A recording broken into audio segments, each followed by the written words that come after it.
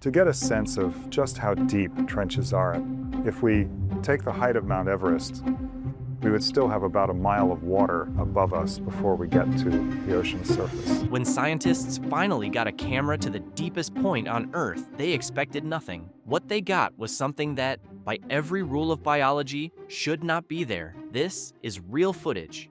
This is a real location, and what appears on that screen, 7 miles underwater in total darkness, has no confirmed explanation. Not a glitch, not a reflection, something moving at the bottom of the Mariana Trench in conditions that are supposed to make complex life physically impossible. The scientists will be going, wow, we found something, and what does it mean? Is it a little hole? Is it a big hole? What kind of feature is it down there? The researchers who first reviewed this footage went quiet. They rewound it, they watched it again, and then they started asking a question that nobody in that room was prepared to answer. If the ocean floor at Challenger Deep can produce something like this, what else is down there that we haven't filmed yet? What the cameras found? It was May 2019 when Victor Vescovo piloted the DSV limiting factor to the bottom of Challenger Deep, the deepest point on Earth, sitting nearly 35,853 feet below the surface at the base of the Mariana Trench in the Western Pacific. The descent took over 4 hours.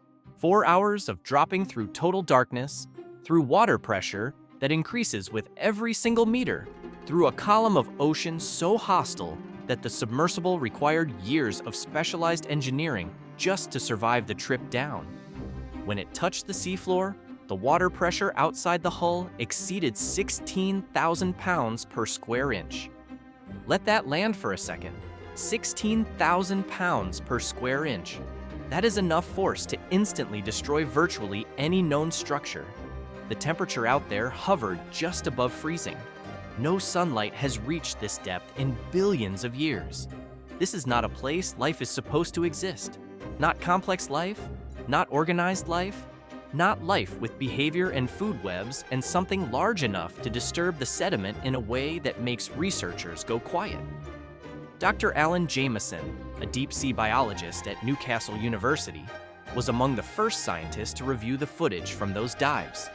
He has spent his career studying the Hadal Zone, the region of ocean below 20,000 feet that covers roughly 45,000 square miles of trench systems around the Pacific Rim. By his own account, he thought he knew what to expect. Abundant scavengers. Yes, some snailfish. The usual Hadal suspects. He was sitting in front of a monitor in his lab when the footage from the deeper deployments started coming through. The ones pointed not just down at the seafloor, but out into the darkness surrounding the camera rig. And he noticed something at the edge of the light that he could not immediately classify. A shape, a displacement, something that moved. He rewound it, watched it again. Here is what makes that strange. Whatever caused it never came into frame. The Mariana Trench is a crescent-shaped scar in the Earth's crust, formed by the Pacific Plate being forced beneath the Mariana Plate, a subduction zone that has been carving this trench deeper for millions of years. Challenger Deep sits at its lowest point. The physical conditions there, the pressure, the cold, the permanent darkness, the near absence of food, were assumed for most of scientific history to make the place essentially sterile. When the bathyscaphe Trieste made the first manned descent to Challenger Deep in 1960, pilot Don Walsh and oceanographer Jacques Picard glimpsed a few organisms on the seafloor, but the technology could not capture them clearly. For decades after, the deep ocean was treated as a wasteland, a place where nothing of biological complexity could survive. The Five Deeps expedition changed that story completely, and the shadow at the edge of the light is why it matters more than anyone initially said. Shock 1. Abundance. When the DSV limiting factor's cameras activated at full depth, the first thing researchers noticed was not what they were looking at. It was how much of it there was. Scientists expected that if life existed at Challenger Deep, it would be rare. One organism per square mile. Scattered, struggling individuals eking out existence in the harshest environment on the planet. What the footage showed instead was life everywhere the camera pointed. Amphipods, shrimp-like crustaceans, swarmed the bait stations in numbers that created moving clouds in the camera light. Not dozens, hundreds. Individual amphipods measuring 6 to 8 inches long, which is enormous. Their shallow water relatives typically measure a fraction of an inch. Sea cucumbers over a foot in length crawled across the sediment with unmistakable purpose. And then there were the snailfish. Translucent, gelatinous, delicate-finned vertebrates swimming at depths exceeding 26,000 feet. Fish, real fish, functioning normally in conditions that should make vertebrate biology physically impossible. Think about what that actually means. A backbone, a skull, a nervous system. At 16,000 pounds per square inch, some camera deployments ran for hours and showed continuous activity throughout. Organisms moving through the frame, interacting, competing, feeding. This was not survival behavior. This was ecological normalcy. These creatures were not hanging on, they were living. The abundance alone rewrote the assumption that the deep ocean is biologically marginal. But abundance was just the first shock. And here is the part that should make you stop. If there are that many creatures down there, that many fish, that many amphipods, that dense an ecosystem at the bottom of the world, then whatever made that sediment disturbance at the edge of the frame had plenty to eat. If you want to follow what we're finding as these expeditions continue, because there is more footage being analyzed right now, and what it contains has not been publicly released yet, subscribe and hit the notification bell. The thing at the edge of the light is only the beginning. Shock 2. Diversity, the second thing that broke the assumptions, was not just how much life was down there, but how many kinds. Scientists expected extreme environments to produce narrow ecosystems, one or two hyper-specialized species clinging to existence in a single niche. The footage and samples from the Challenger deep dives revealed dozens of distinct species across multiple phyla, multiple amphipod types with different body forms and different feeding strategies, several sea cucumber species using completely different locomotion methods, snailfish in multiple distinct forms adapted to different depth ranges within the Hadal zone, polychaete worms, isopods, organisms that don't yet have confirmed classifications because no one has seen them before. This was not a simple ecosystem, it was a complex community.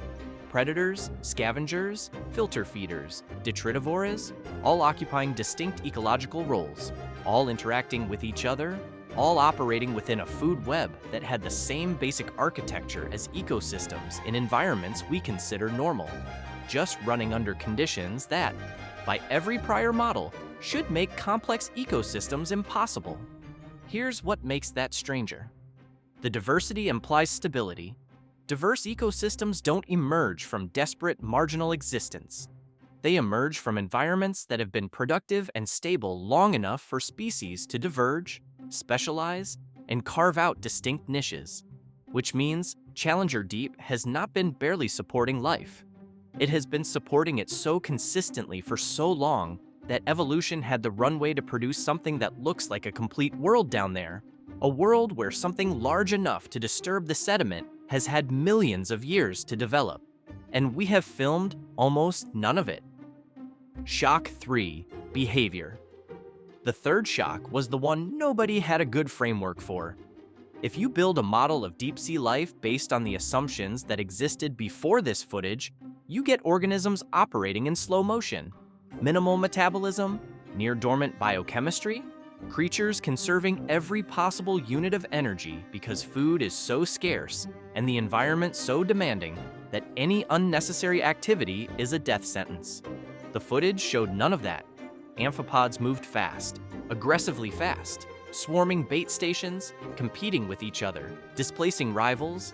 The snailfish at 26,000 feet swam with normal fluid vertebrate movement. Sea cucumbers crossed the seafloor at rates comparable to shallow water relatives operating in warm, food-rich environments.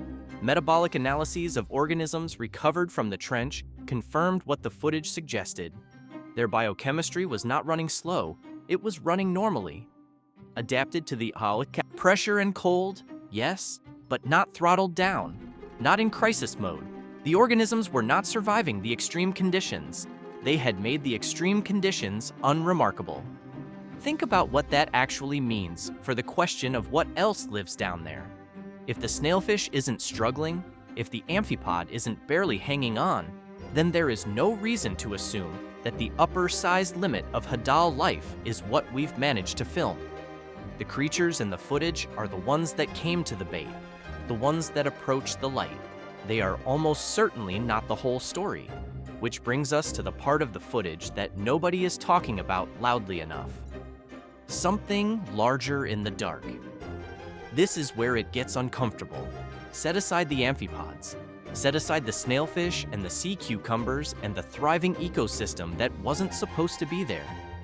Focus on a specific category of footage from the Challenger deep deployments. The shots pointed outward, into the surrounding darkness beyond the camera rig's light radius. In multiple deployments, the footage recorded large disturbances in the sediment that did not correspond to any organism in the frame. The seafloor around a camera rig would be still, and then a section of sediment would surge, displaced by something moving close to the bottom, just beyond where the light reached. Not a small disturbance, not the kind of microturbulence created by an amphipod or a sea cucumber, a large displacement, the kind made by something with mass. In several instances, shapes appeared at the absolute edge of the light, not fully illuminated, not close enough to identify, but present, a form, a shadow that moved with biological motion, not with current, and then gone, back into the dark where the cameras cannot follow.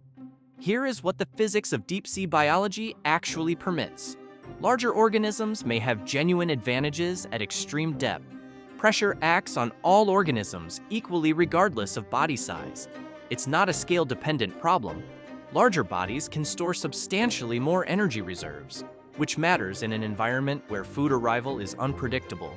A large predator in the Hadal zone would have access to a prey base. The dense amphipod swarms. The snailfish that the footage now confirms is reliably present.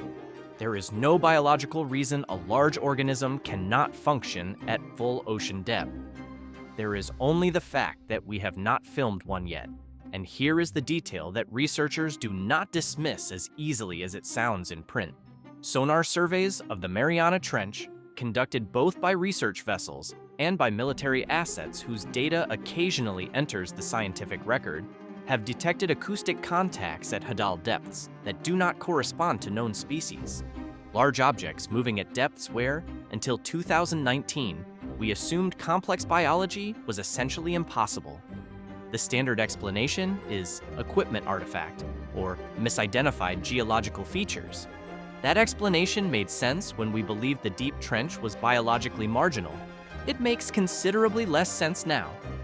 Dr. Jameson, reviewing the sediment disturbance footage, described the reaction in the analysis room as a specific kind of quiet, the kind that happens when experienced researchers see something and realize simultaneously that they cannot explain it, and that explaining it will require capabilities they do not currently have. The cameras on the DSV limiting factor could illuminate a circle of seafloor roughly 15 feet in diameter. The Mariana Trench is thousands of square miles wide. The footage shows what entered that 15-foot circle of light. Whatever stayed outside, it has not been filmed. The disturbing possibility, the one that earns the title of this video, is not that something impossible was caught on camera. It is that something impossible was almost caught on camera, passed through the edge of the frame, and disappeared back into the 99% of that sea floor that has never been directly observed by any human or any camera ever deployed. Consider the scale. The Hadal zone, the depth range from 20,000 to 36,000 feet, covers approximately 45,000 square miles of seafloor and trenches around the Pacific Rim. Of the Mariana Trench specifically, only a few dozen square yards have ever been directly filmed. A few dozen square yards out of thousands of square miles. The ecosystem we have documented, the abundant amphipods, the functioning snailfish, the complex food webs, exists across all of that unexplored floor, has existed there, evolving and adapting for millions of years in total darkness, at pressures that should prevent complex life in an environment that we had, until very recently, written off entirely. What grows to full size in a place like that, over millions of years, in the complete absence of human observation? We genuinely do not know. How life survives the impossible.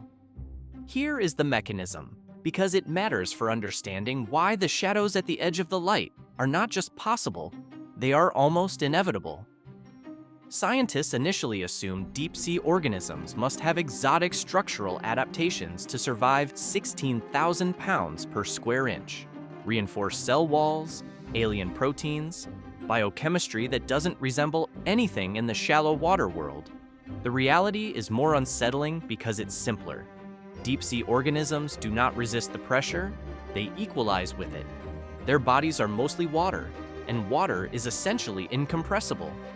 Pressure applied from outside is matched by pressure inside, so the crushing force that would destroy a hollow structure simply never materializes.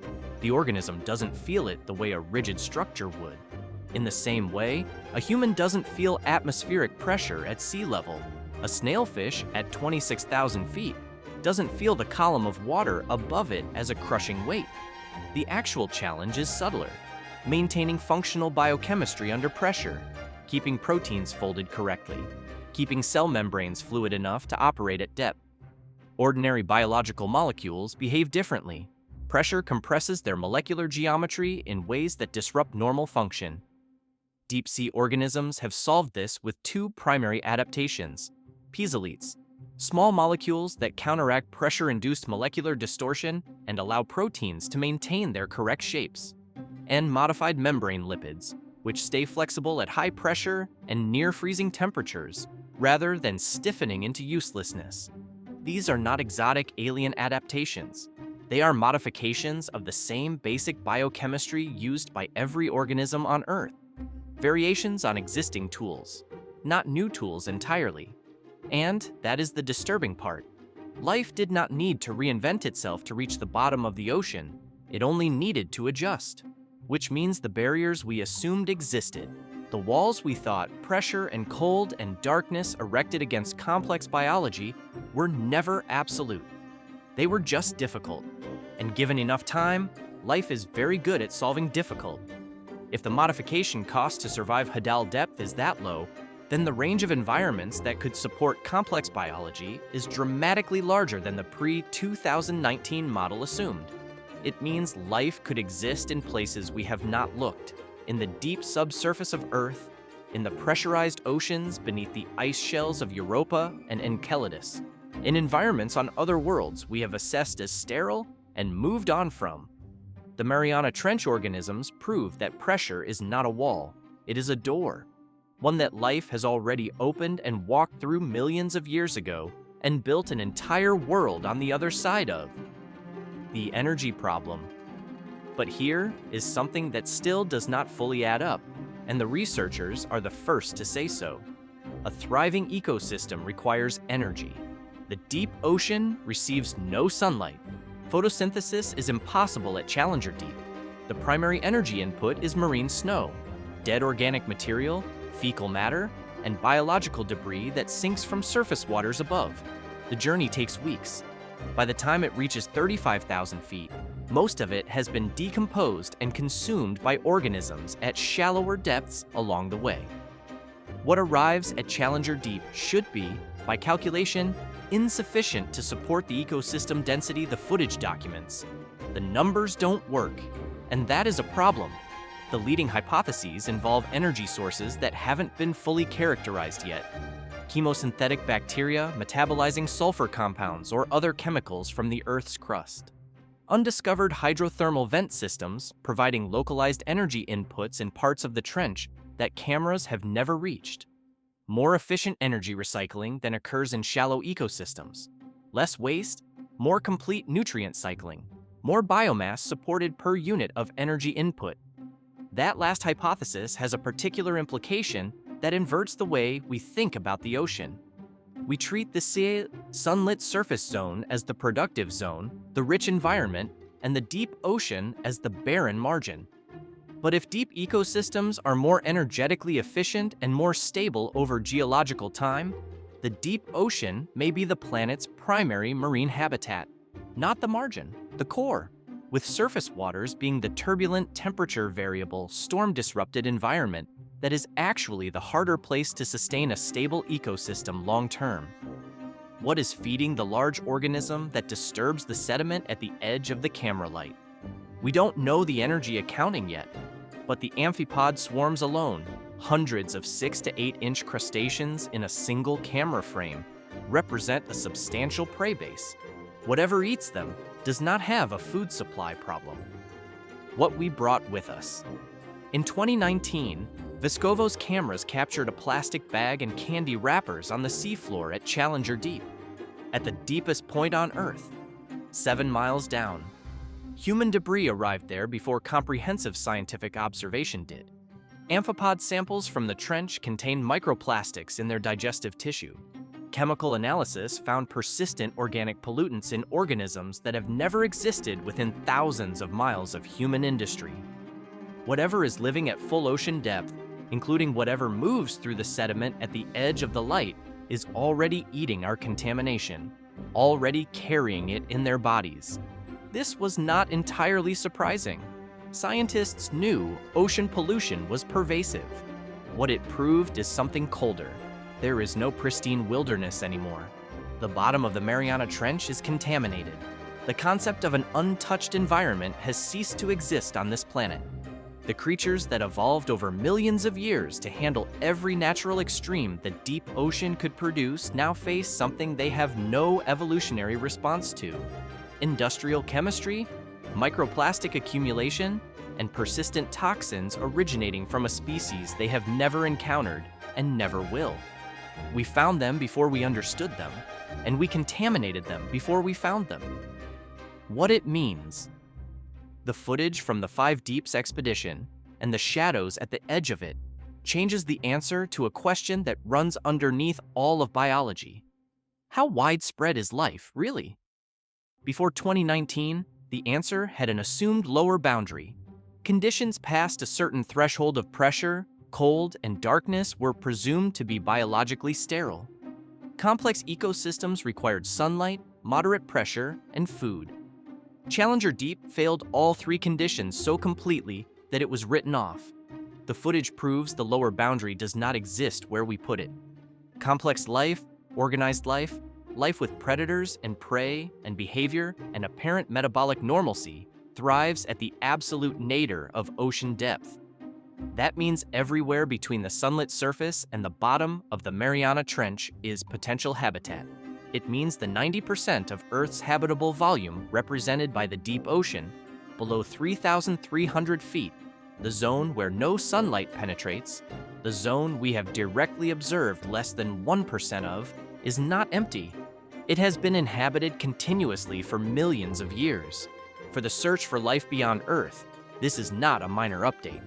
Enceladus has a liquid ocean beneath its ice shell, maintained by tidal heating, at pressures far exceeding Challenger Deep. Europa has an ocean estimated to be twice the volume of all Earth's oceans combined, also beneath ice, also in permanent darkness. Before 2019, the counterargument was that no sunlight meant no complex life. That counterargument no longer holds. The biochemical toolkit required to survive high pressure and permanent darkness is not exotic. It is a modification of the same toolkit every living thing on Earth already carries. For ocean conservation, the implications are severe. We have been proposing deep-sea mining operations in the Hadal Zone, based on the assumption that these environments are biologically inactive and therefore low risk to disturb. That assumption is now demonstrably wrong.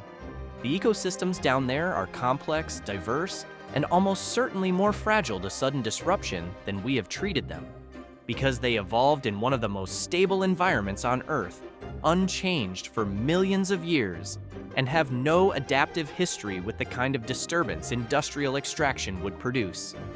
And, for the specific question this footage raises, the sediment disturbances, the shadows at the edge of the frame, the sonar contacts that don't match known species, the implication is the most direct. We have not found the largest things living in the Mariana Trench. We have found the ones that came to the light, the ones willing to approach an unfamiliar object descending from above, the ones that entered the 15-foot circle of illumination that represents the entirety of direct human observation of that seafloor. The 71% of Earth's surface covered by ocean, the 95% of it that remains unexplored, the 90% of habitable volume in the dark below the light zone, and less than 1% directly observed. Those numbers are not abstract. They are the dimensions of the space where the thing at the edge of the light lives, completely undocumented, in a darkness that has never once been interrupted by anything human. Except for a few hours in 2019, when a small circle of camera light touched the seafloor and caught, for just a moment, the edge of a shadow moving away from it. The footage changes everything. What the cameras captured at the bottom of the Mariana Trench was a functioning world. Abundant, diverse, behaviorally normal by any standard that matters. A complex ecosystem operating in conditions that, by every model that existed before that footage was reviewed, should have made it impossible. The deepest place on Earth is not empty, it is full of life, and something living there. Something large enough to displace sediment, large enough to register on sonar at depths where nothing that size should exist, large enough to cast a shadow at the edge of a camera light and disappear before it can be seen, has not been filmed yet.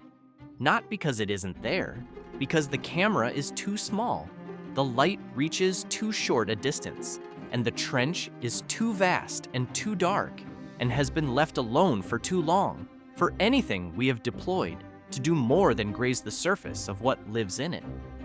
Vescova went to the bottom of the world and turned on a light. What gathered at that light was astonishing. What stayed in the dark is the question that doesn't have an answer yet. And the reason the footage, even now, is still being reviewed, still being slowed down, still being watched frame by frame, for whatever passes through the edge of the light and disappears before anyone can say with certainty what it was. That is what the footage revealed. Not the bottom of the ocean, the beginning of a much larger question. If you want to follow that question as the answers come in, subscribe, hit the notification bell, and drop a comment telling us what you think is living in the parts of the Mariana Trench that have never been filmed. Because the scientists reviewing this footage are asking the same thing, and right now, nobody has a definitive answer. The trench is 7 miles deep. We have seen a few dozen square yards of it. Whatever else is down there has been waiting in the dark since long before we existed to go look.